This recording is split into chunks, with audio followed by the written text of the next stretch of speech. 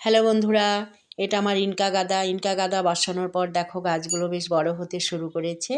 এই সময়ে দিয়ে দিতে হবে এদের খাবার, কারণ গাঁদা ফুল গাছ খেতে খুব ভালোবাসে। এদের যত খাবার দিবে গাছ তত গোলুমোলু হবে। আমি দিয়ে দিচ্ছি পুরনো গোবর সার, তোমরা ভার্মি কম্পোস্টও দিতে পারো।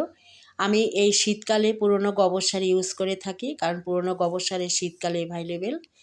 মাটিগুলো আলগা করে চারদিকে ঘুরিয়ে দিয়ে জল দিয়ে দিতে হবে। আর এই গোবর সার দেওয়ার ২-৪ দিন পর আমরা দিয়ে দেব খোল পচা জল। খোল পচা জল নাইট্রোজেন থাকে, নাইট্রোজেনে গাছে প্রচুর ব্রাঞ্চ বেরিয়ে গাছগুলো ঝোপালো হয়ে যাবে। গাছ যত হেলদি হবে ফুল আমরা তত বেশি পাবো এবং ফুলের সাইজ ভালো হবে। আর এই সময় গাছগুলোকে আমরা বন্ধুরা পিঞ্চিং করব না, কারণ যারা আরও অনেক আগে লাগিয়েছে তাদের গাছগুলো পিঞ্চিং করতে পারবে। এখন পিঞ্চিং করলে আমরা ভালো ফুল পাবো না।